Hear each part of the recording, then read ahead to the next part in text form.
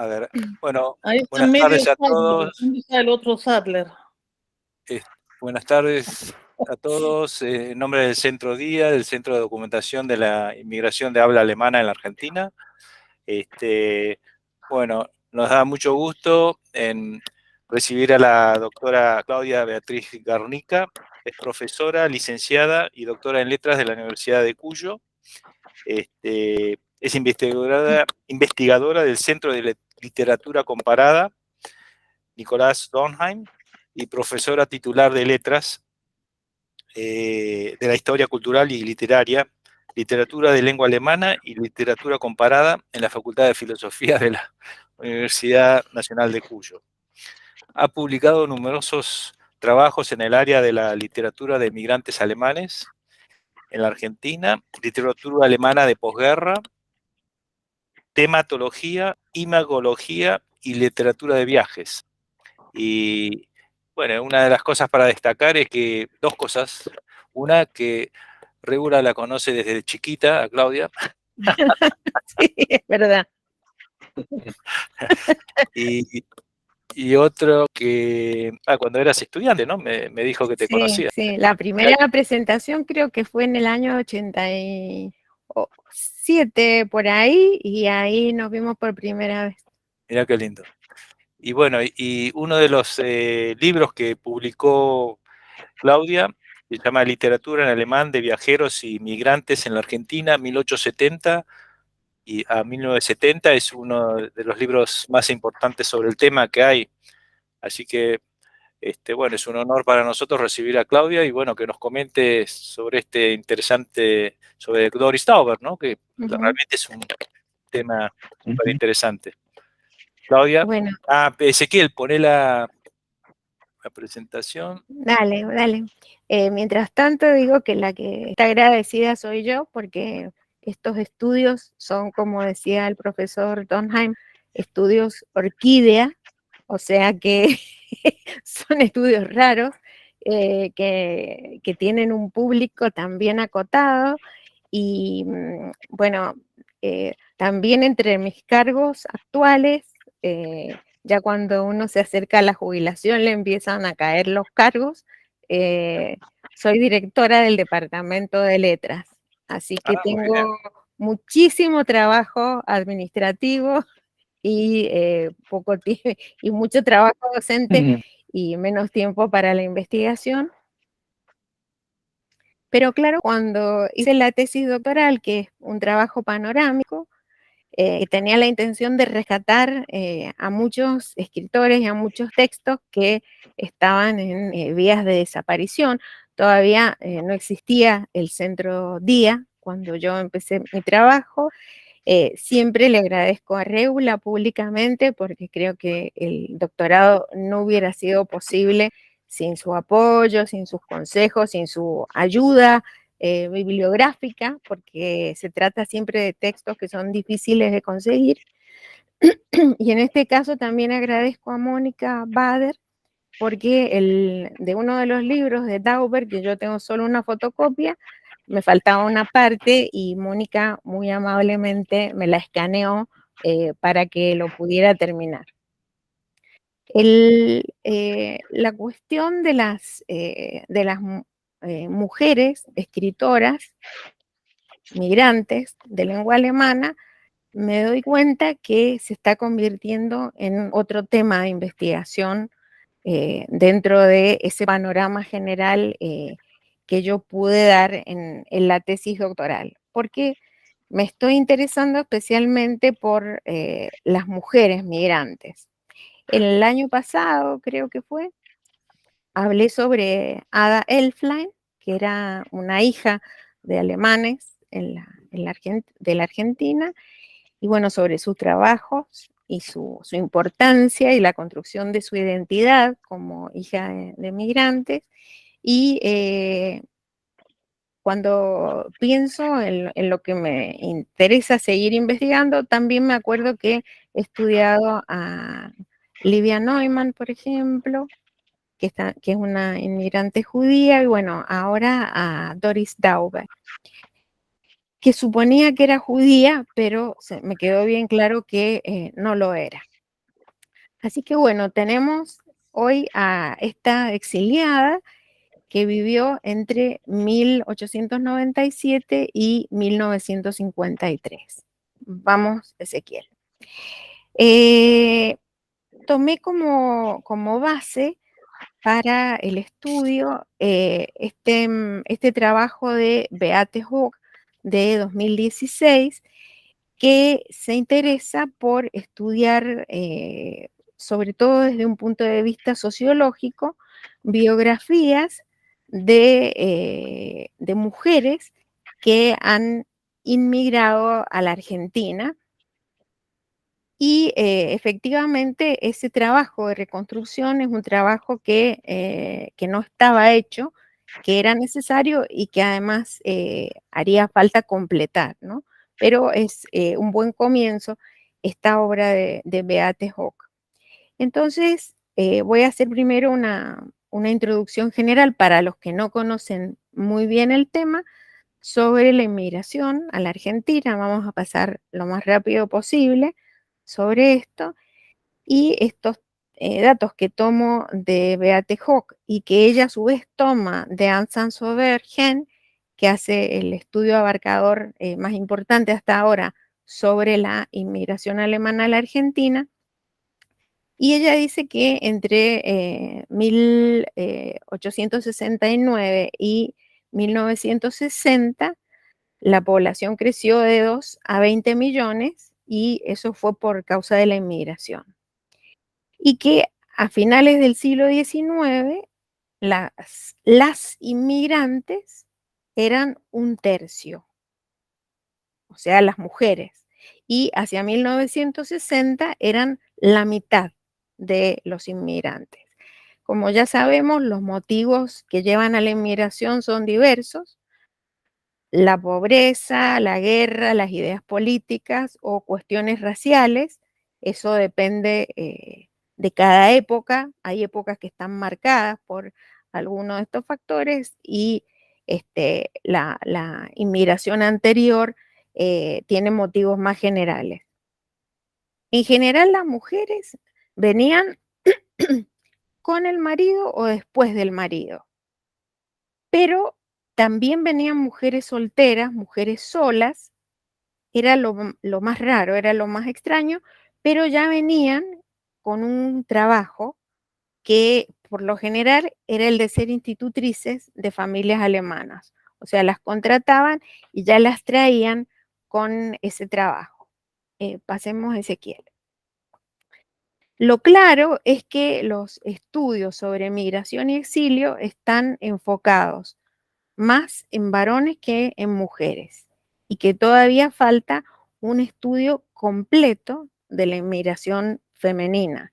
Hay casos como el de Ana Zegers, por ejemplo, exiliada en México, que sí ha sido muy estudiada, pero, por ejemplo, sobre Doris Tauber, yo prácticamente no encontré ningún estudio. Vamos a la siguiente.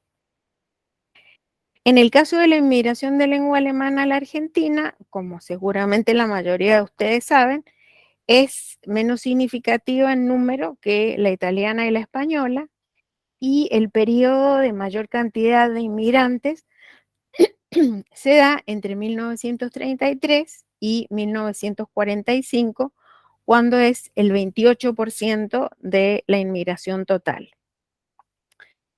Según Ansan Sober, que periodiza la inmigración alemana a la Argentina, las características de este grupo es que se trató mayormente de varones jóvenes y solteros que se quedaron en la capital federal o en la provincia de Buenos Aires, es decir, que no fueron hacia lo mal llamado interior del país.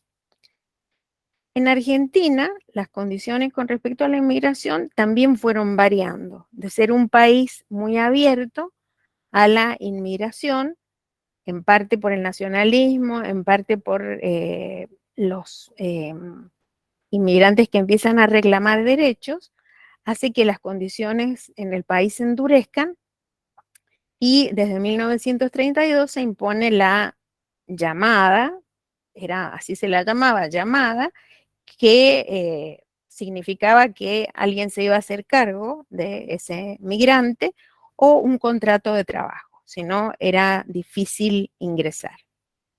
Y según Hassan Sober, hasta 1933 se trata de migración voluntaria, eso también es discutible, pero bueno, ella hace su intento de clasificación y eso es muy válido, y a partir de allí se habla de migración forzosa, es decir, que no tienen opción porque quedarse en el país de origen significa perder la vida.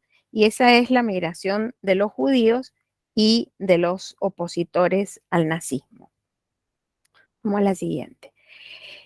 Esta migración es muy significativa porque sobre la migración ya existente hay un un porcentaje nuevo de germanohablantes, y eso hace que se integren a organizaciones ya existentes o que funden nuevas organizaciones y que se empiecen también a diversificar o a dividir ideológicamente. Estoy hablando ya de los alemanes de la Argentina, que son sobre todo los alemanes de Buenos Aires o los alemanes de la capital federal.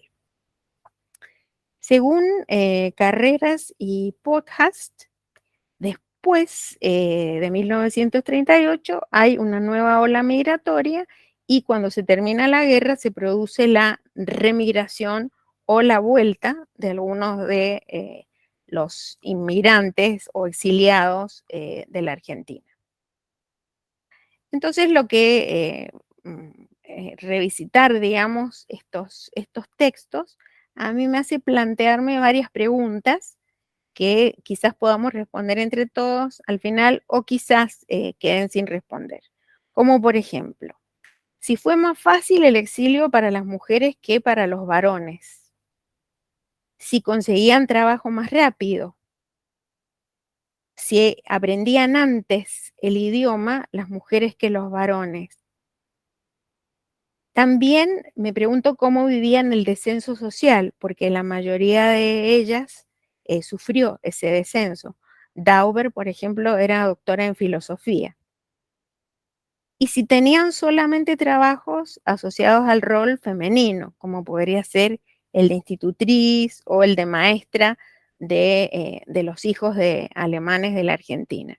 Y también me pregunto, por otro lado, qué es lo que ven o en dónde se enfocan las escritoras exiliadas, y si se puede hablar de una escritura femenina del exilio. Y también me pregunto por qué casi no existen estudios sobre la escritura de las exiliadas, es decir, por qué son prácticamente invisibles estas exiliadas. Vamos a la siguiente, Ezequiel. En el caso de Doris Tauber, ella nació en Würzburg en 1897 y pertenecía a una familia acomodada. Su padre era médico, viven en Nueva York durante la infancia, y el padre de repente desaparece de la vida de la familia. Después ella se da cuenta de que padece algún tipo de demencia, por lo que había sido internado en un hospital psiquiátrico. Entonces la familia regresa a Alemania, y en Leipzig, donde estaba parte de la familia, ella asiste a la escuela y a la universidad, y bueno, allí estudia historia, filosofía y literatura, y se doctora en 1924. Este año me parece importante porque la obra sobre la que más pretendo hablar, que es Cuando tuve 3 trabajos o 3 ocupaciones, empieza precisamente en ese año, en 1924. Inmediatamente consigue trabajo en un diario muy, muy importante, en el Frankfurter Zeitung, y también en el Instituto de Investigación Social. Pero muy pronto se manifiesta la enfermedad que la va a acompañar durante toda su vida, que es la tuberculosis, una de las enfermedades. Entonces, a causa de esta enfermedad, tiene a lo largo de su vida curas sucesivas en Alemania, Suiza, Italia y también estando en la Argentina, en Córdoba. Desde 1929 empieza a ser activista feminista en contra del parágrafo 218 y a favor del aborto. O sea que es ya una feminista militante, convencida, y también se manifiesta a favor de las ideas de izquierda. Claramente es una izquierdista combativa, es decir, que participa en barricadas, acompaña a los obreros, les cuida a los niños, a las mujeres obreras, mientras que trabajan, es decir, que se comporta realmente como una feminista muy activa y a causa de estas dos ideas que la marcan, el comunismo y el feminismo, es perseguida muy pronto por los nazis y entonces debe exiliarse. Primero va un tiempo muy corto a Suiza, luego está en Francia, Inglaterra, Irlanda y finalmente llega a la Argentina en 1935. Gran parte de lo que sabemos de ella se debe a su propia obra, que es Eine Nacht, ein Leben, o sea, una noche, una vida, que fue publicada primero en Buenos Aires y luego en la Alemania Democrática, y allí hay me voy a referir un poco a esa obra, después lo diré, y lo importante es que ella en 1947 vuelve a Alemania y como Anna Zegers también no vuelve a la Alemania occidental, sino a la República Democrática. Allí consigue trabajo como lectora y como traductora y por lo menos hasta el momento de su muerte y por lo que se puede investigar en las cartas de Dauber que están en el archivo del exilio de la Biblioteca Nacional Alemana, se sintió muy bien en la República Democrática porque pensó que se realizaban sus ideales. También como se muere relativamente temprano, no pudo ver la otra parte, es decir, hasta el 53 parecía un Estado socialista ideal. No tiene una obra muy prolífica. Yo solamente encontré en el WorldCat otra obra más que se llama Musik im Dienste der Reaktion, o sea, que sus obras son prácticamente estas dos. También publicó, según ella misma lo dice, en Das andere Deutschland y también en el Argentinisches Tageblatt, en los dos diarios alemanes más importantes y menos alineados con la derecha. Pero más que esto, por lo menos de lo que yo puedo rastrear ahora en Internet, no hay. Y no he leído los artículos que publicaba, no, esa parte no la he hecho nunca, de leer los artículos que publicó en los diarios y qué tipo de artículos publicaba. Era evidentemente una persona muy combativa. Vamos a la siguiente, por favor. Cuando ella llega a la Argentina, extrañamente, no tiene conocidos ni familia, o sea que no recibió ni una llamada ni un contrato de trabajo, pero sin embargo puede ingresar. Trabajó como redactora inmediatamente que llega a la Argentina en el periódico de los socialistas germanohablantes de Argentina, pero solo trabaja un año ahí porque dice que tiene problemas con el jefe de redacción y no se sabe si se va o la echa, pero su tiempo en Das andere Deutschland fue corto. Se presentó para un concurso, ahí usó un sinónimo, en el que perdió de manera deshonrosa, parece, según dice Beate Hooke. O sea, le dijeron que lo que había escrito era malo y se llamaba Le Paul Europa. Ese era el título de su escrito. Parece que era panfletario y entonces la sacaron del concurso. En la Argentina tuvo trabajos innumerables. Esto lo sabemos por su obra autobiográfica. Bibliotecaria, traductora, secretaria, empleada en casas de familia, cuidadora nocturna en una institución para enfermos mentales, viajante y encargada del baño de un club nocturno. Pero también ese pasaje por las varias profesiones le permite a ella conocer una realidad de Argentina que va más allá del círculo de los germanohablantes. O sea, ella no solamente se movió un poco en ese círculo, sino que vivió una vida argentina. No sabemos cuánto aprendió el idioma, pero bueno, para ser secretaria o para ser viajante, seguramente lo llegó a hablar bastante bien. En Argentina también tiene internaciones, unas cuantas, por sus dos enfermedades de base, como dije, la tuberculosis y luego otra condición que es la espondilitis. Para los que no la conozcan, se trata de una enfermedad por la cual las vértebras se van soldando y se transforma, se dice, en una caña de bambú, la columna, que se fractura también con mucha facilidad. Eh, ella sufre, por eso, por ejemplo, parálisis, tiene diagnósticos terribles de que va a morirse, de que tiene cáncer, bueno, y sin embargo logra sobreponerse a todo esto. También, como muchos de los inmigrantes, padece hambre, falta de dinero para alojarse, bueno, y la enfermedad, que es una constante a lo largo de su vida. Vamos a la siguiente. En su obra Eine Nacht, ein Leben, dice claramente román, o sea, novela.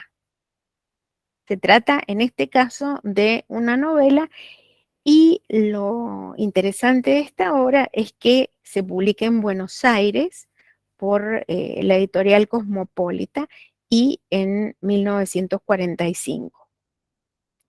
Eso me interesa porque me interesa también la cuestión del público de Doris Tauber, o sea, a quién escribía ella, y sobre todo en la segunda obra más que en la primera.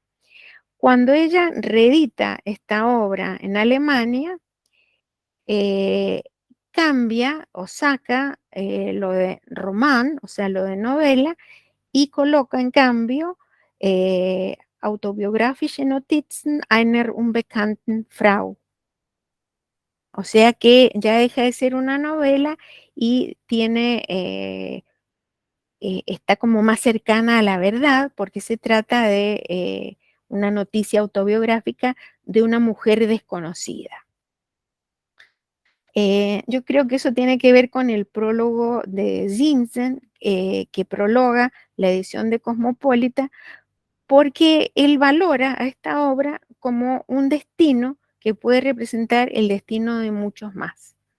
Entonces, por eso tiene valor, porque claro que si uno la lee, dice, esta mujer solo cuenta todas las enfermedades y las internaciones que tuvo y las curas, etcétera, etcétera, pero en la parte del exilio nos da información de muchísimo interés, porque si bien se trata de un destino, es un destino que representa o que puede representar el destino de otras mujeres.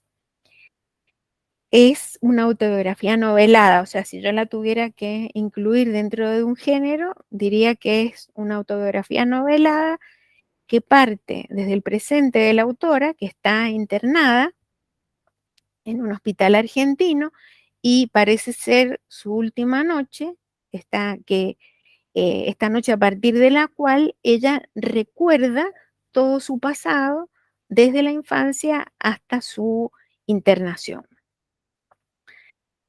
Después a este sigue un prólogo de la autora, o sea, tiene dos prólogos. El de Simpson, que era una figura muy importante y, o sea, no era cualquiera en ese momento, y el prólogo de la autora. Lo avala o avala la obra el que haya sido prologada por Simpson.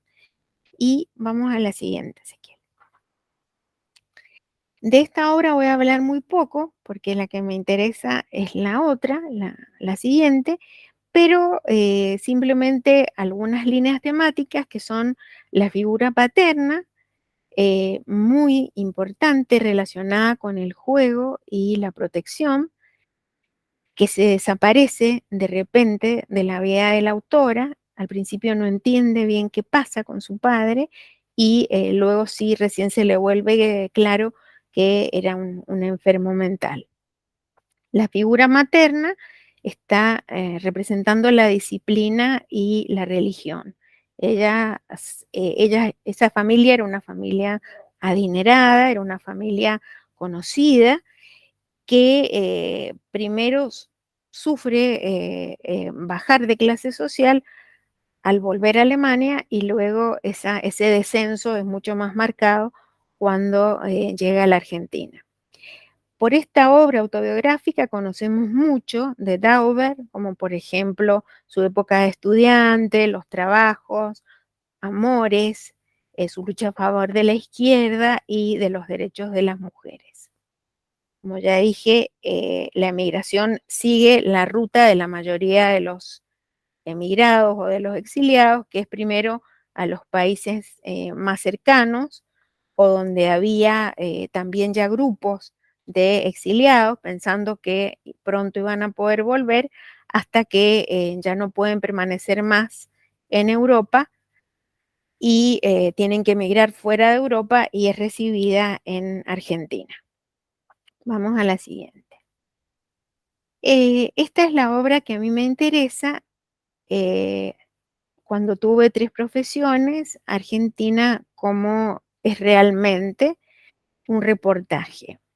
Acá en el título hay varias cosas que quiero marcar. Primero la palabra wirklich, ¿no? Verdaderamente. Argentina como verdaderamente es. Y luego la palabra reportaje, que en principio pensé que se debería traducir como reportaje, pero después la busqué y también tiene el sentido de Bericht, ¿no? De informe.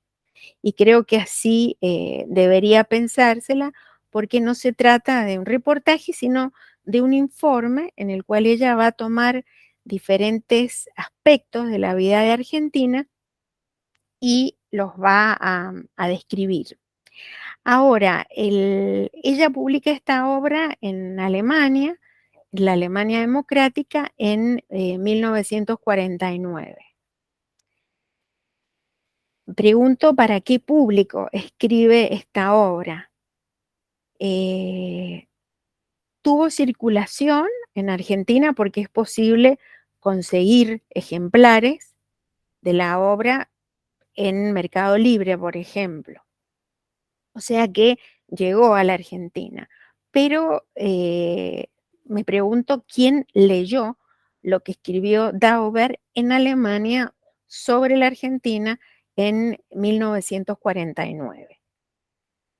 Esta obra es muy interesante desde el punto de vista político y en parte terriblemente actual, porque muestra que la Argentina no ha cambiado demasiado en tanto tiempo. Eso es lo más duro de leer a Dauber. Y bueno, su obra empieza en 1924, cuando los inmigrantes llegan felices a la Argentina, los barcos llenos de ilusiones, y dice que la mayoría consigue trabajo inmediatamente.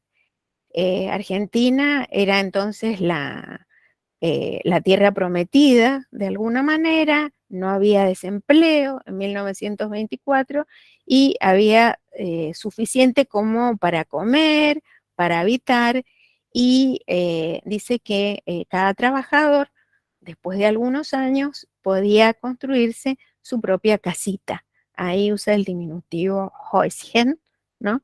Pero la vida de los inmigrantes anteriores al 33 es descrita de una forma un poco idílica, porque los que hemos estudiado la inmigración sabemos que tampoco era tan fácil antes de 1933. Vamos a la siguiente. Y esto me pareció muy simpático porque pone un dann, ¿no? Y luego vino la dictadura fascista y con ella los deseos o los impulsos de autarquía, y ahora así está la Argentina, o así se ve la Argentina.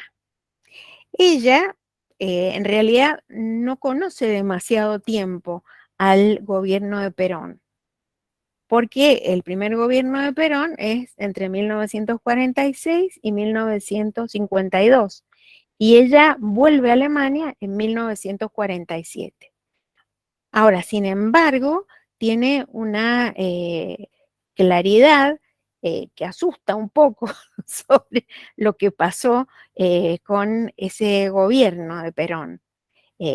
Por supuesto que es una visión parcial que muchos pueden no compartir, pero la historia le va a dar la razón a Dauber en algunos casos. Ella es un poco extrema en describir las condiciones, no tiene grises, digamos, no tiene nada bueno el gobierno de Perón, pero es increíble la lucidez que tiene para ver lo que está pasando y lo que va a pasar, sobre todo porque tiene muy claro o muy cercano el ejemplo del nacionalsocialismo. Vamos entonces a la siguiente. Ella critica casi todo en la Argentina, es decir, su visión de la Argentina de esa época es muy negativa. Critica a la política de viviendas del Estado, que dice cuidar a los trabajadores, y a la realidad del hacinamiento en pensiones, conventillos y hoteles. Dice que los inmigrantes viven en condiciones casi inhumanas y utiliza, por ejemplo, la ironía para esto, dice, y el gobierno hace algo. Oh, sí, un día se da a conocer que Perón va a completar a llevar a cabo su promesa y va a hacer algo contra la miseria de viviendas. Al día siguiente, a las 12, se cierran los conventillos y los hoteles. O sea, esa era la política de Perón de vivienda, ¿no? No construir, sino cerrar los conventillos y los hoteles en donde vivía la gente más pobre, los que no tenían dónde vivir. Vamos a la siguiente. Critica al parque automotor obsoleto, a la forma en que se viaja, a la falta de inversión en la época de Perón, y ahí directamente lo llama a Perón fascista. No, es una acusación bastante fuerte que no era, o sea, que si se pensaba no se decía en todo caso en ese momento. Y luego critica también el estado de salud de los argentinos. Dice, los argentinos son un pueblo enfermo. Eso es claro para cada europeo cuando pisa la ciudad de Buenos Aires. También Argentina tiene la farmacia más grande del mundo. Ahí no sé a qué se refiere, pero sí se refiere, por ejemplo, a que los argentinos quieren tener todo lo más grande del mundo, la avenida 9 de Julio, lo más grande del mundo, etcétera, etcétera, lo que todavía seguimos disputando con los brasileros, aunque creo que nos ganaron ya, pero ella ve esa necesidad de notarse que tienen los argentinos. Y también dice que hay enfermedades propias de ricos y de pobres, basadas en las condiciones de habitabilidad y de alimentación. Dice que sobre el estado físico de los argentinos se entiende, ahí perdón que puse acento en vez de diéresis, que sus palabras preferidas sean mañana y paciencia. También me acuerdo de un relato de Fritz Kalmar, este exiliado uruguayo, que también habla de la palabra paciencia, que es como una de las palabras que más se repiten. Claro que el tiempo o la noción de tiempo de los argentinos era y sigue siendo diferente a la que tienen los alemanes. Eso muchas veces era difícil y sigue siendo difícil todavía hoy de entender, pero digo, nada cambió demasiado si pensamos que esas palabras se siguen usando demasiado todavía en este país, sobre todo en lo que tiene que ver con el gobierno. Vamos a la siguiente. Se queja de los hospitales, dice que son lugares para irse a morir, en lugar de para ir a mejorarse. Se queja de las instituciones para enfermos mentales, donde ella trabajó como vigilante nocturna. Entonces ella dice que ahí nomás, para que no molesten, les ponen chalecos de fuerza o les hacen electroshock. O sea, por un lado eran prácticas comunes en la época, pero ella dice que conversando con los pacientes, tratando de calmarlos, de alguna manera ella lo lograba, por lo que puedo llegar a pensar que tuvo de alguna manera un muy buen dominio del español. Y acá le habla directamente a Perón, ¿no? Ahí tiene esos momentos así combativos y le dice, señor Juan Domingo Perón, presidente de la República Federativa Argentina, ¿qué pasa? ¿Qué hace usted o qué pasa con estos establecimientos? Ella parece que trabajó en Mercedes, en la provincia de Buenos Aires. Se refiere también a la mala situación de las trabajadoras domésticas, lo que ella conoce, porque sirvió en varias casas, y de que no se cumplen las leyes. Es decir, Perón sanciona leyes y dice que después arma como un ejército de inspectores para que esas leyes se cumplan y esas leyes no se cumplen. También lo critica por promesas preeleccionarias no cumplidas, como las que se les hace a los obreros rurales. A los obreros rurales, Perón, dice Dauber, les ofrece o les dice que si lo votan, van a obtener una parte de la propiedad de su eh, se me sale de su señor, pero no es de su señor, de su patrón. de su patrón, claro. Lo que por supuesto no pasó de ninguna manera. Vamos a la siguiente. Se refiere también a la situación de los trabajadores en las industrias, sobre todo a la de los trabajadores de los ingenios azucareros. No sé si ella lo conoció de primera mano, porque parece que no estuvo por esa zona del país, pero habla de que son tratados como esclavos. También se refiere a los mendigos, que tienen su propia organización.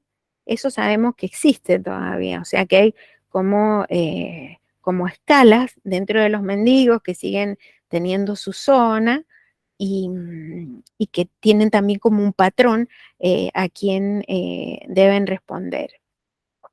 También dice que desde 1945 se sanciona la ley para las pensiones y jubilaciones, pero que hasta ese momento nadie la ha recibido y hace esta pregunta retórica: ¿Wohin wandert das Geld, Herr Perón? ¿No? ¿A dónde se va? ¿A dónde emigra? ¿A dónde se mueve el dinero, señor Perón? Vamos a la siguiente. Me interesa mucho esta parte porque ella se detiene mucho y en profundidad en la situación de la mujer. Y según pueden ver en la cita, dice que el argentino solo ve a la mujer como cocinera o como objeto sexual y que por lo tanto siempre debe mostrarse linda. Dice que para la mujer argentina es lo mismo como ella se ve mientras que el hombre no esté cerca, mientras que no esté en la casa. Y por eso ella anda hasta después del mediodía con ruleros en la cabeza o con con Con la la bata. bata o el robe de chambre, se me salía la palabra francesa, eh, por ahí, ¿no? Ella se viste así nomás y anda con los ruleros, y así con este atuendo, ella va también al mercado. Y ningún policía se hace problema por esta vestimenta, o sea, no le llama la atención a nadie. Pero si una mujer lleva pantalones largos, la policía le cobra una multa de 50 pesos, que era bastante dinero en esa época. También dice que las mujeres en los cafés solamente pueden sentarse en el sector para familias, eso lo sabemos también, que estaba la parte de los varones, y después había un sector para familias y solamente podían estar ahí. Y ella supone que la influencia de las extranjeras ha influido para que se relajen un poco las viejas costumbres hispánicas, como esto de la mujer como objeto sexual o como cocinera. Vamos a la siguiente. Dice que el argentino típico no le permite a su mujer salir sola a la calle. Tiene que ir por lo menos acompañada con una amiga. Dice que la vida de las mujeres en general, medida según los parámetros de las mujeres europeas, es sin sentido y sin vida espiritual, o sea, una vida totalmente vacía, una vida en la cual las mujeres viven solamente para sus maridos. Dice que hasta hace muy poco tiempo las mujeres que se ganaban la vida eran sospechosas en general. Y esto se expresaba o se hacía claro en el hecho de que las mujeres que trabajaban eran tuteadas, es decir, el trato era de tú, como una forma de rebajarlas o de hacerlas inferiores, y dice que todos lo hacían, ¿no? Inclusive los carteros y los porteros o sea, cualquiera podía tratarlas de tú a las mujeres que trabajaban. Era una forma de discriminación en este sentido. Vamos a la siguiente. Dice que Perón prometió mucho a las mujeres y algo conservó, que fue darles el derecho a voto.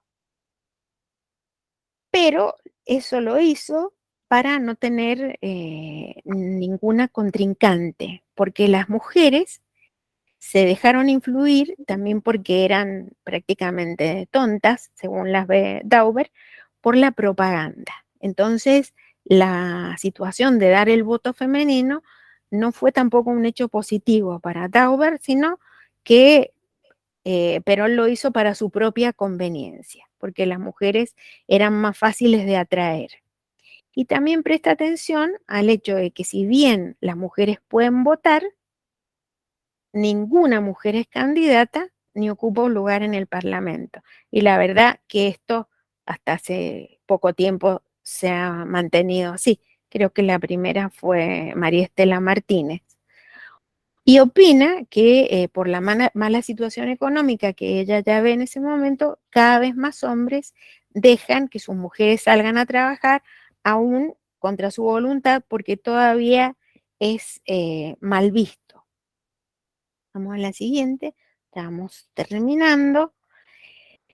También critica a la relación que tiene el Estado peronista, con la Iglesia Católica, que le sirve al gobierno, con la radio y la prensa como instrumento de propaganda. Perdón, ahí que faltó la S. Perón usa a esos canales como instrumentos de propaganda, es decir, se congracia con la Iglesia, le da dinero y a cambio de eso obtiene la adhesión de la Iglesia Católica de ese momento. También la radio, eh, recordemos que no es muy novedosa esa técnica de regalar radios para que los discursos lleguen a todo el pueblo o a los lugares más recónditos, y también de la prensa, porque la prensa que no se adhería al régimen, dice Dauber, empezaba a sufrir atentados o se le quitaba la propaganda. Esto no es nada nuevo, es una técnica bastante antigua, y entonces prácticamente no había prensa opositora. Y no puede hacer sino comparar con lo conocido y recuerda a Alemania de 1938, ¿no? Lo que pasaba en Alemania en 1938. Pero esta es la primera comparación. Hay muchas comparaciones que se sobreentienden, pero esta es la primera comparación explícita de esta época de Perón con la Alemania nazi.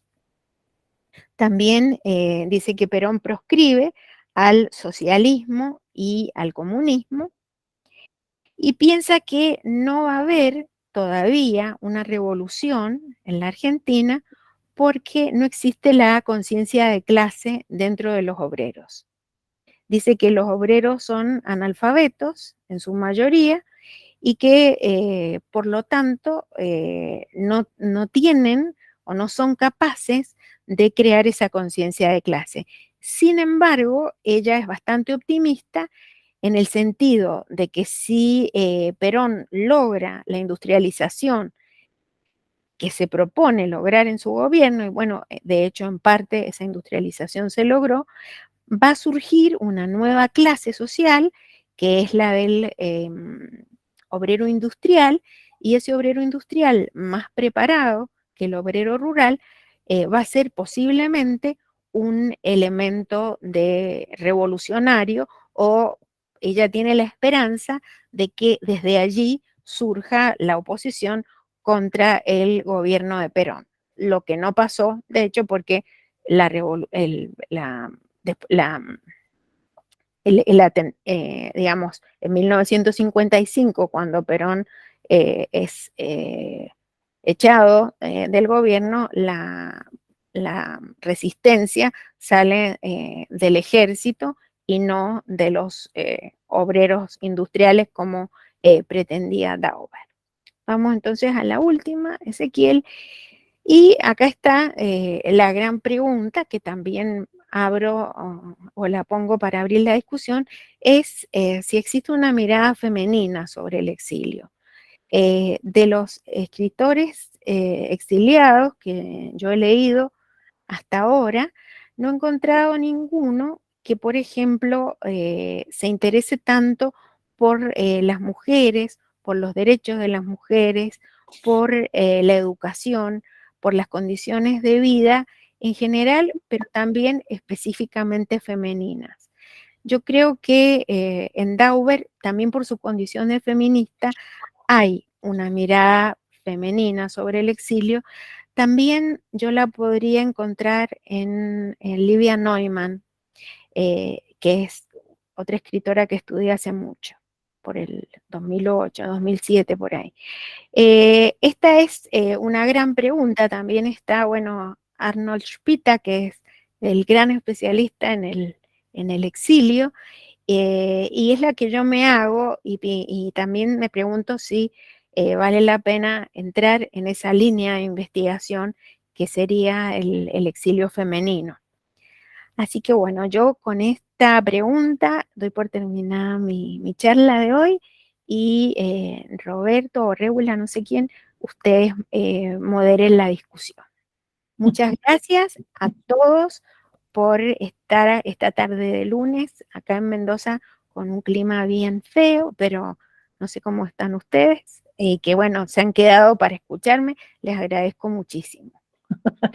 Bueno, muchas gracias, Claudio, la verdad que fascinante. Yo voy a empezar con una pregunta, que el párrafo 218, ¿a qué se refiere? Al aborto. Mira. Es la Constitución alemana, yo lo estuve buscando, es el párrafo que penaliza el aborto. O sea, que considera el aborto un delito. O sea, Y ya ella luchaba contra eso, ¿no? Bueno, Arnold, si tenías una pregunta, un comentario, poné el micrófono, Arnold. Después Alejandro. Sí, simplemente muchas gracias antes que nada. A mí la figura o la personalidad de Doris Dauber me fascinó bastante cuando solo leí el libro Eine Nacht, ein Leben, novela autobiografiada, pero más bien autobiografía que novelada, creo. Uh-huh. Probablemente le dio la libertad de, si no se acordaba y no tenía documentación a mano, de ser un poco más libre en la descripción. Ese famoso párrafo, artículo de la Constitución 218, no sé si es de la Constitución o de la legislación. Es un tema en Alemania ya desde hace 100 años de controversia. En 1924 empezaron las manifestaciones y grupos de protesta de la izquierda. La verdad que era era muy dura, tanto las penas como el sistema. Y hay que pensar eso, por ejemplo, también, y eso es lo que ella también describe. Ella trabajó unos años o un tiempo en un consultorio de una médica a la cual la detuvieron por practicar abortos no autorizados, aunque había ya una cláusula desde, no sé, 1924 también, que si había peligro para la mujer, sí se podía abortar.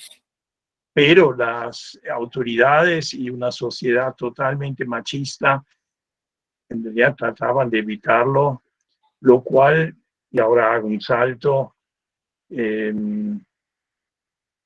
fue más duro todavía con el nazismo, que penaba, pero fuertísimo, el aborto para que hubiese más soldaditos para matarlos en las guerras, digo yo ahora maliciosa.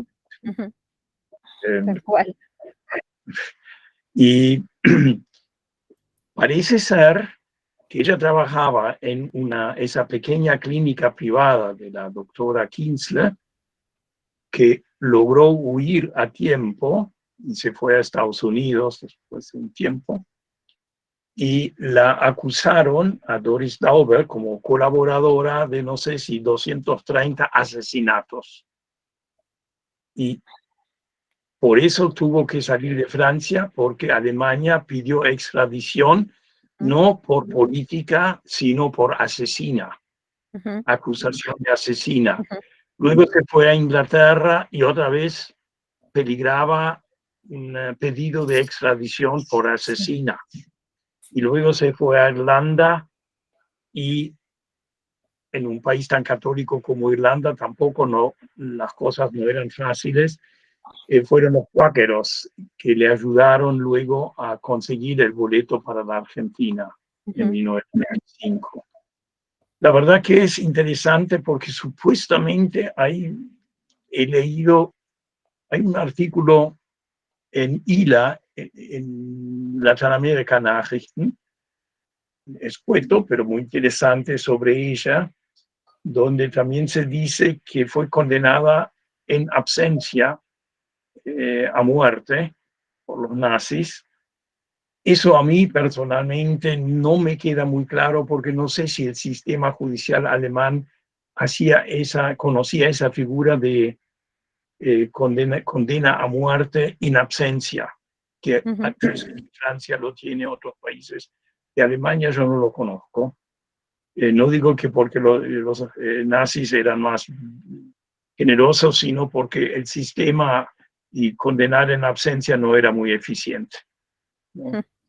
Bueno, solo ese punto creo que es bastante interesante para su vida, y lo que me llamó, y con esto, perdón, dejo de monologar,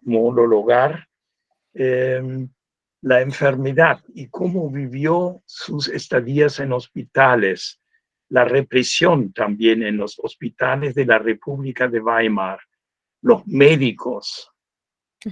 Es muy interesante.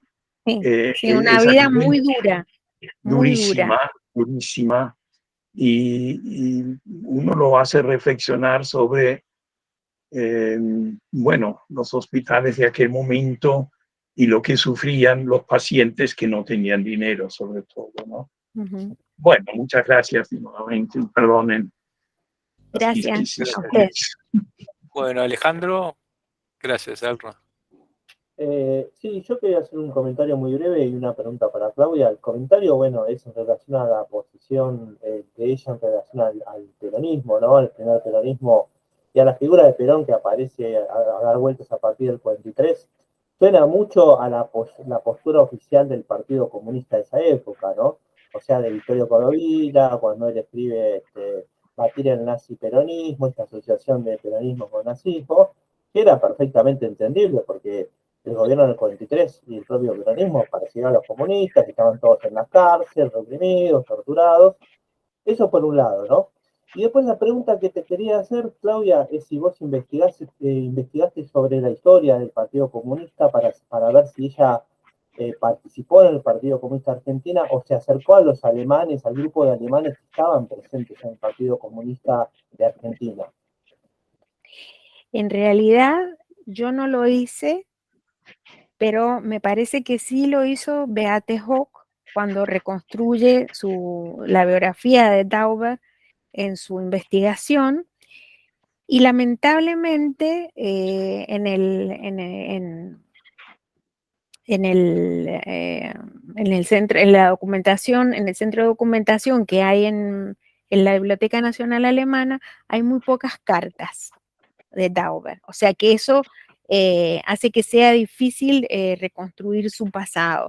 No hay documentos y ella no dice nada en su obra autobiográfica sobre su relación con el Partido Comunista Argentino.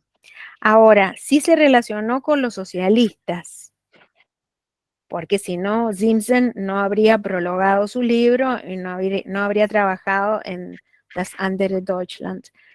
Pero parece que se distanció también.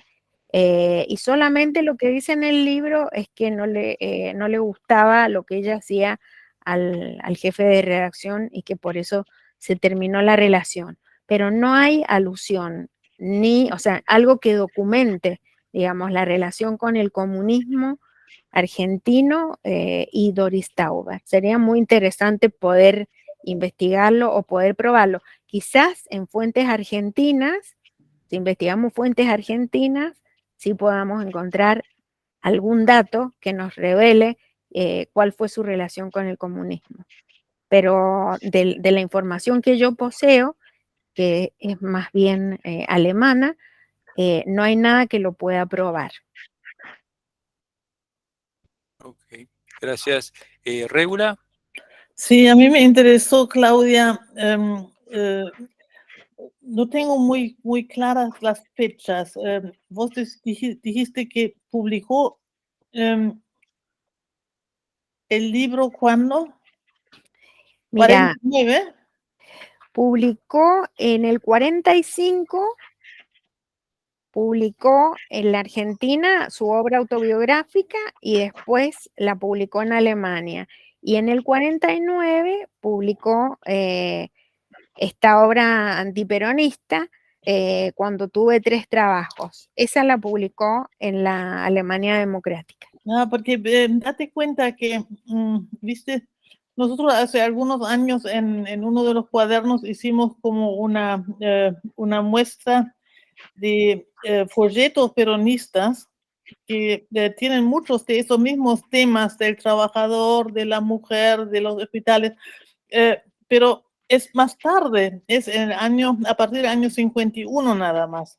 Es decir, ella, por lo menos antes de que lleguen estos folletos a Alemania, fui ahora a buscar el cuaderno porque digo, no puede ser, pero ella no reacciona a esto, sino... No.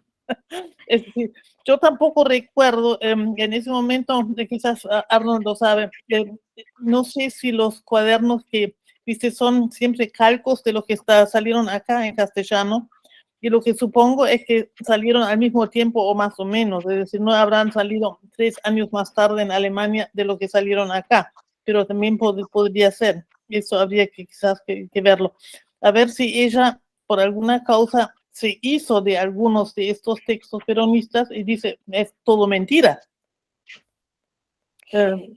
Ella vivió poco, o sea, vivió un año, porque vuelve en el 47, vivió un año del gobierno de Perón, pero de alguna manera también estaba conectada con lo que pasaba en la Argentina, porque las leyes que fue sancionando Perón no fueron todas juntas. O sea, eso nos hace sospechar que ella siguió teniendo contactos con argentinos y con Argentina. Lo que pasa es que por lo menos desde el lado alemán, según Beate Hock, eso no se puede documentar. Habría que investigar por ahí, no sé, en el Instituto Iberoamericano, a ver si hay alguna correspondencia de Tauber, pero no aparece, por lo menos en internet, que exista correspondencia de Tauber con, no sé, con alguien que vivía en Argentina o que volvió a Argentina, etcétera, etcétera, etcétera. O sea que yo creo que ella se nutrió de la información que fue adquiriendo mientras que estaba en la Argentina, porque además tenía el ejemplo del nacionalsocialismo y empezaba a ver conductas semejantes en algunos casos. Y eso hizo que se pusiera como más alerta por ahí que otros alemanes. Y era combativa, o sea, ella escribe, es muy combativa al escribir, ¿no? Entonces no se podía quedar callada de eso que estaba viendo.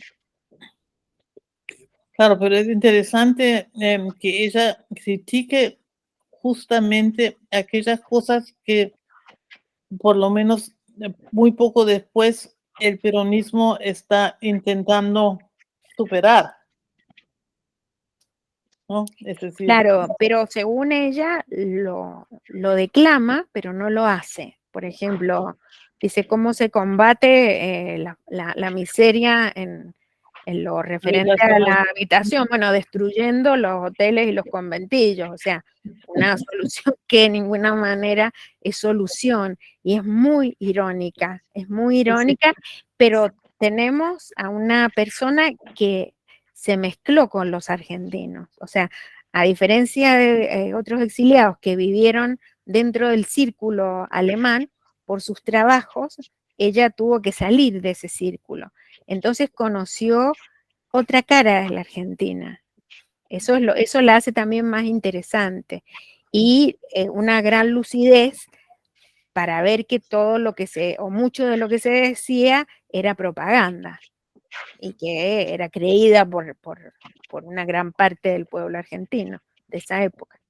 Quisiera preguntar algo, Roberto, ¿puede ser? Sí, Alfredo, y después Arnold.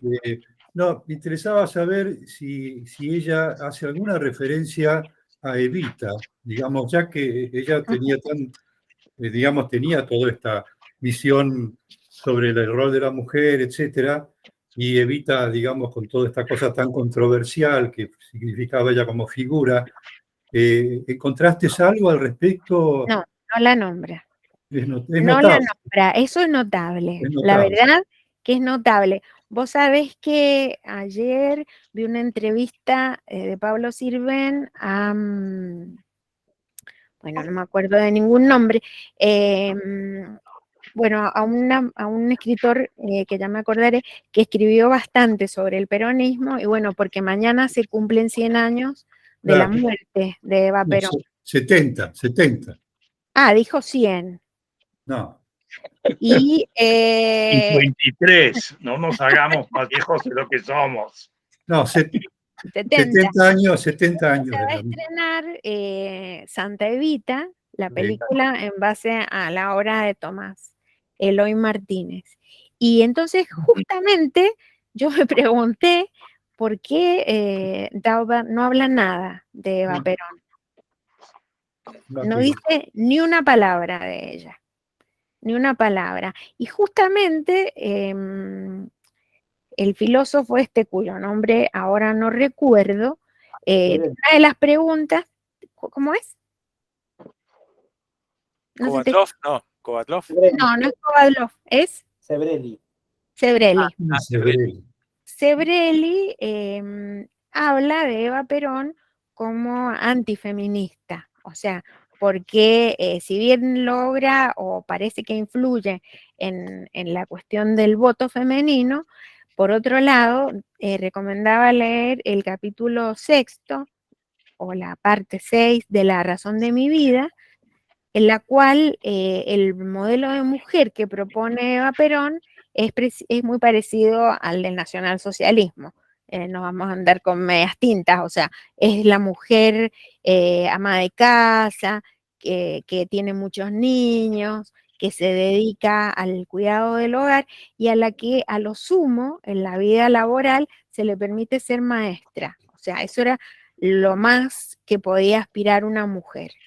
O sea que justamente Sebrelli dice que claramente Evita no era feminista, porque una de las preguntas que le hizo Sirven fue esa. Yo no he leído La razón de mi vida, pero bueno, también es una cuestión extraña. Y yo me pregunté por qué Dauber hace como que si no existiera Eva Perón. Muy bien. Arnold. Yeah. En un artículo en esa revista ILA, Gerd Eisenberger, se llama así, creo, ¿no? Sí. Eisenberger.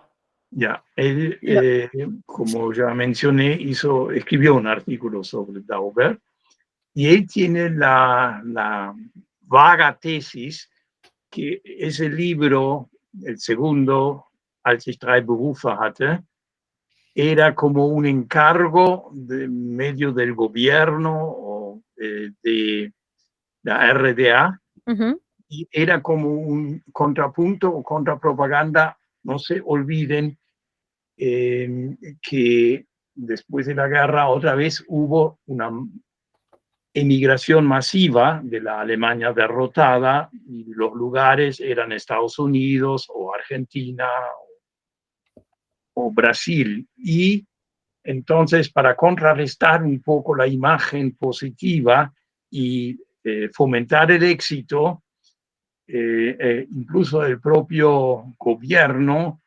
y ahí viene esa mirada bastante similar al Partido Comunista, engarza bastante bien, que eventualmente le pidieron, vos que conocés, y no lo digo como fue un mal encargo, sino vos que, ¿por qué no describís cómo es la realidad y todo esto que están diciendo estos agentes de la migración? Y esto es anterior a los afiches.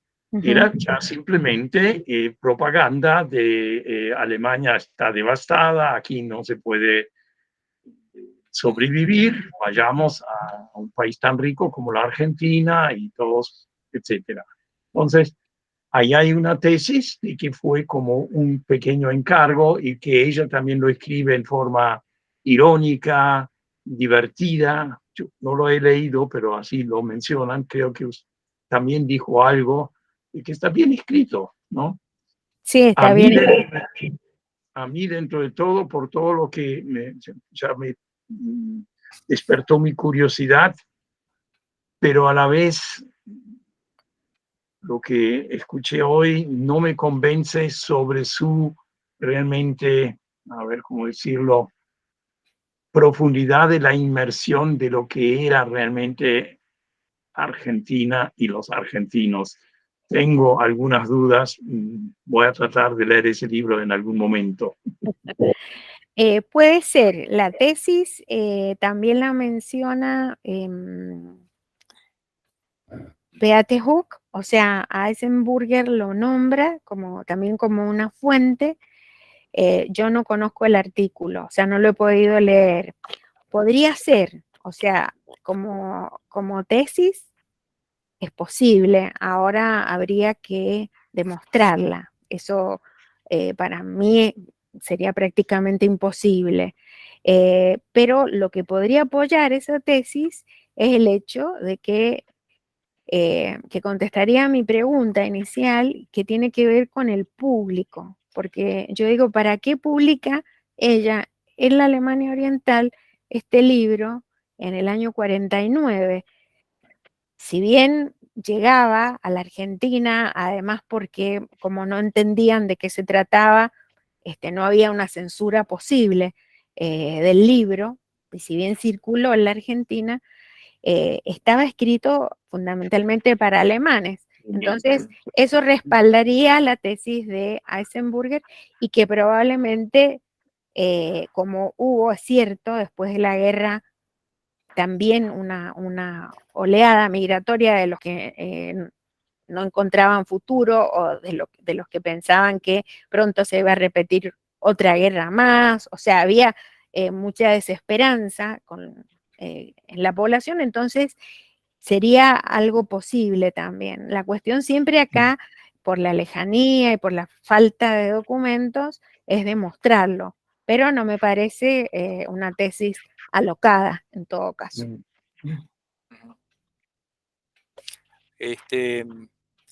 Yo quiero aprovechar que tenemos a Mariana Más en el público y que vivió en la RDA en esa época, si ella escuchó alguna vez de Doris Dauber o de propaganda anti-argentina, porque ella al final vino a la Argentina.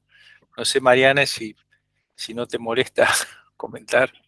No es anti-argentina la propaganda, es antiperonista. O sea, Antiperonista. ella diferencia a la gente, al habitante de Argentina, y es un poco menos dura del dictador, ¿no? Así lo llama Perón. Tenés que destildar el micrófono. Abajo, ¿ves, Mariana?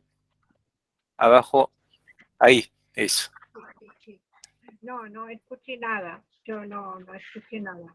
En la parte comunista de Alemania. Si había publicidad del libro no tuvo ninguna trascendencia para vos, por lo menos no. A vos no te... Me llamó la atención. O sea, vos cuando viniste a la Argentina tenías una buena imagen de la Argentina. No había leído a Dauber. De Perón. De Perón. No, de Perón sí, yo pensaba que referís a la Dauber, ¿no? Sí. No, Perón, claro que sí. Pero se escuchaba de Perón en esa época. Vos viniste en el 57, ¿no? O sea, post Perón. No, en el 58 vine. Sí, pero en Alemania se hablaba poco de Argentina, ¿cierto? No había un registro. Okay. No, bueno, se hablaba pero no que me llamó la atención una gran conversación sobre eso. No. A mí me parece muy temprano, 1949, cuando todavía no había relaciones diplomáticas. Es decir, perdón, el único que me acuerdo que mi hermana, ella venía en el año 54. Y ella sí, ella estaba informada más por lo que está pasando acá, sí. Pero ella venía en la época de Perón todavía, sí. Claro. ¿No? Y yo venía también de la inmigrante llamada. Yo tenía un llamado de acá para venir acá para entrar. En el 58 todavía. Sí. En el 58 todavía. Sí.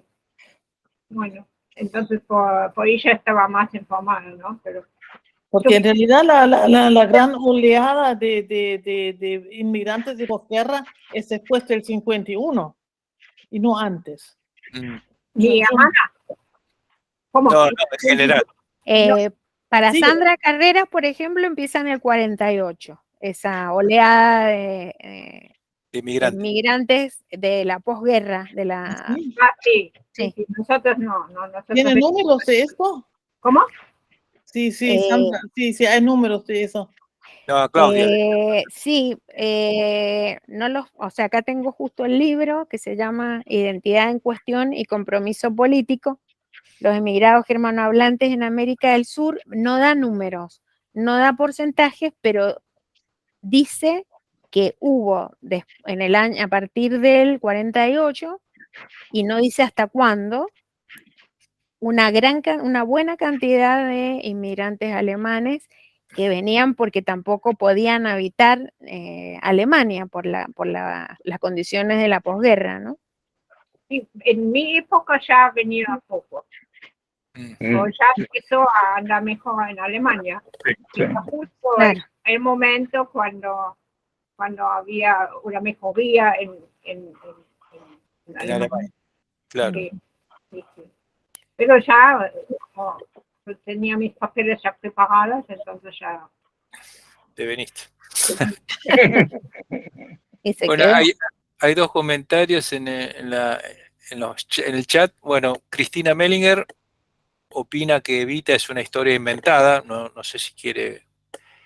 Bueno, es una opinión. Bueno, Sebrelli decía lo mismo en la entrevista que vi ayer, que tanto Evita como el Che Guevara se habían mitificado por el hecho de morir jóvenes y por las condiciones de la muerte también se habían convertido de alguna manera en héroes en el ideario nacional, pero que si hubieran vivido más, quizás no hubiera pasado eso. Eso dice Sebrelli.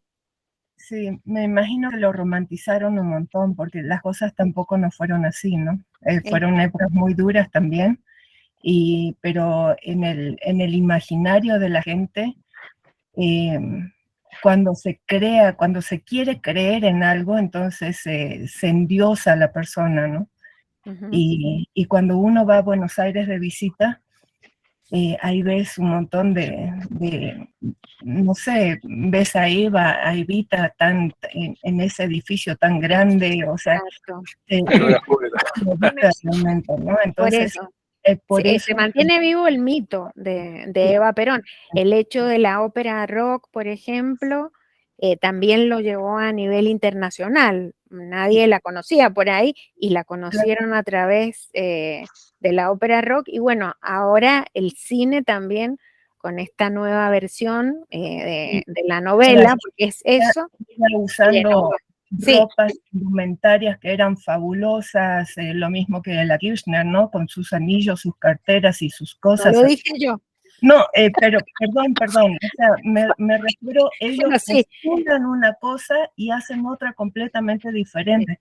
La comparación es inevitable. Sí, me disculpo pero no sé de qué lado político están los que están acá, entonces prefiero no hacer comparaciones con el presente. Claro, porque lo que pasa es justamente va por ese lado, ¿no? O sea, todo es para el otro, de la boca hacia afuera es una cosa, pero desde la vivencia propia hacia adentro es otra. completamente distinta, ¿no? Y se puede ver en su fabuloso vestuario, en las cosas, o sea, una cosa es tirar migajas y luego, pero para la gente que necesita creer en algo, se mitifica, se agranda la historia, se hace todo un cuento maravilloso y en realidad si uno comienza a escarbar un poquito, son demasiadas las miserias humanas interiores, ¿no? Entonces, yo no voy a defender porque no quiero. Me pido disculpas, por favor, si he herido algún sentimiento, pero es mi pensamiento, es solo mi posición. Yo sería un poco más respetuoso con estas dos figuras, más allá de que puedo entender que hay distintas posturas y demás, pero son dos figuras que vos mencionaste, también a Che Guevara, que ha tenido una, digamos, en fin, ha trascendido.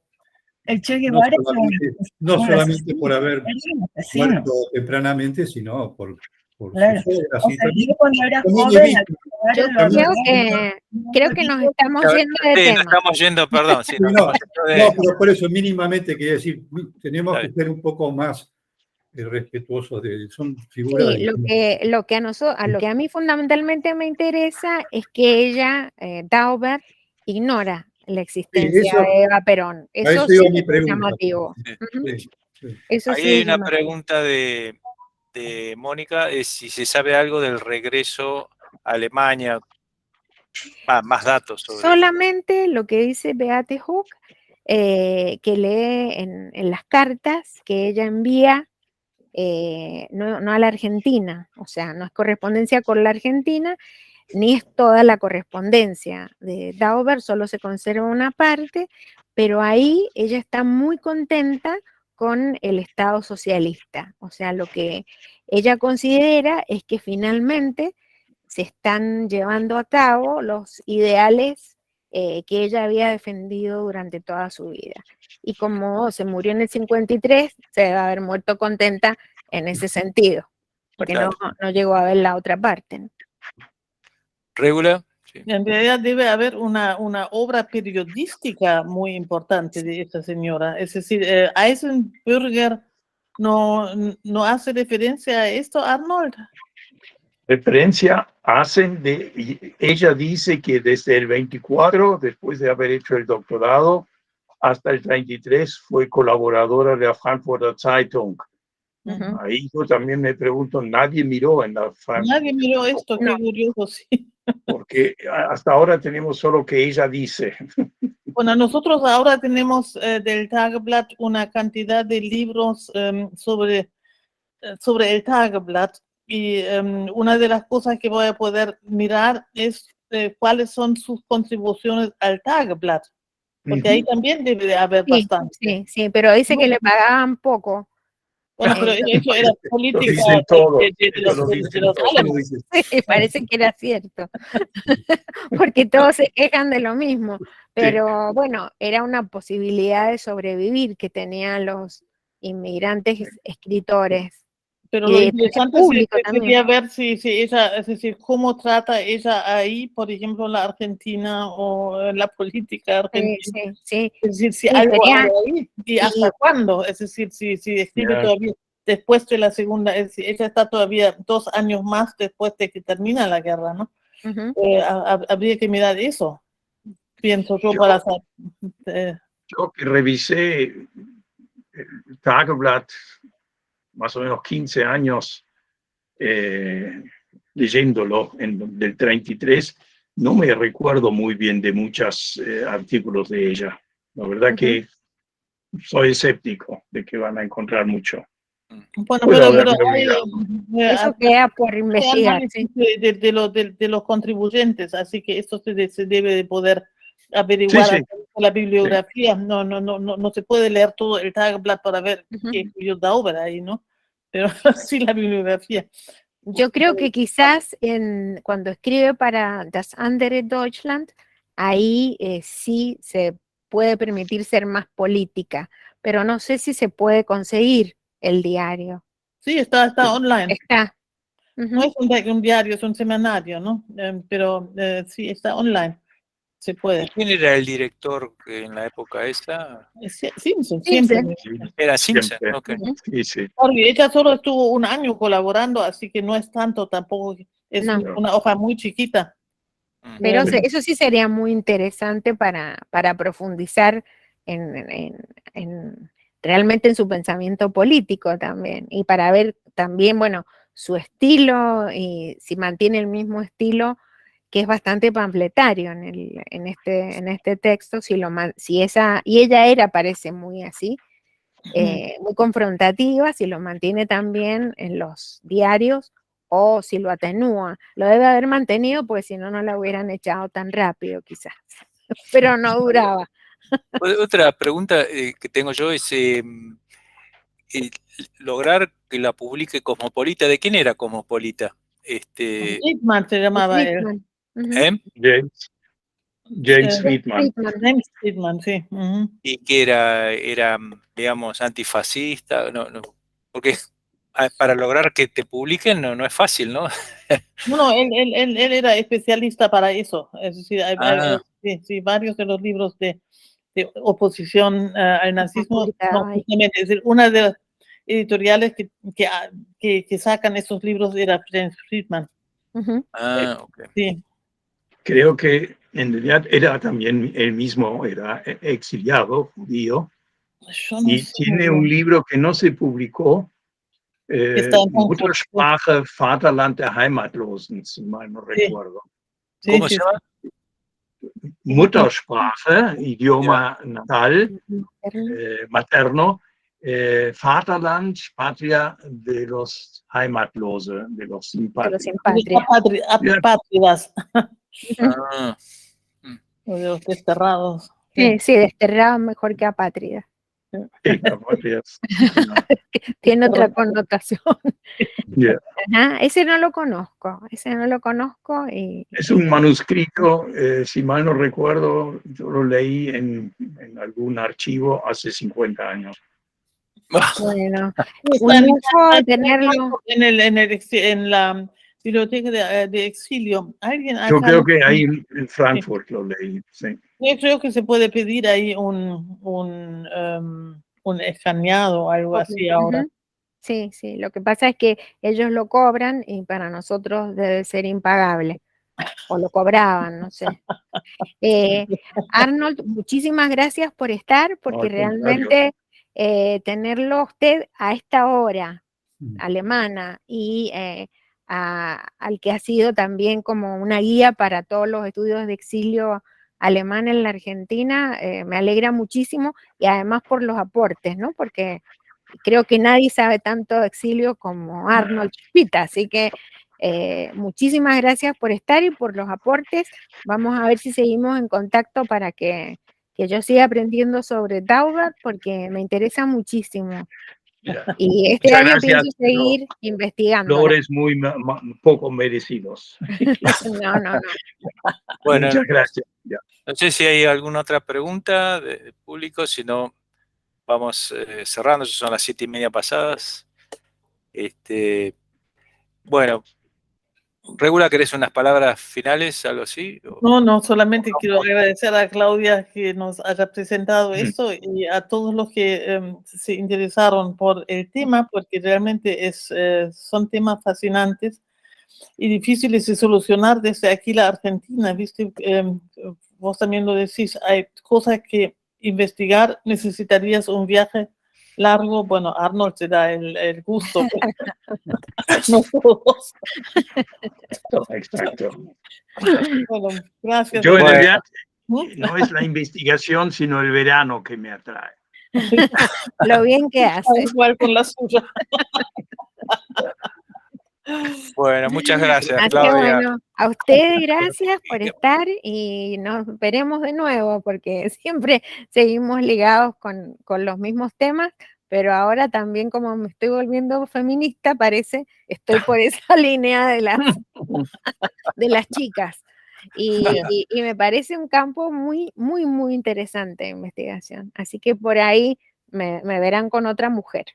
Bueno, Tenés que ojalá que convencer encuentre, porque no hay los, tantas, no hay tantas escritoras No, pero por ejemplo a Livia Neumann pienso que la voy a reciclar porque ya la investigué bastante, pero para ver qué rasgos, si encuentro rasgos del exilio femenino, ¿cuáles son?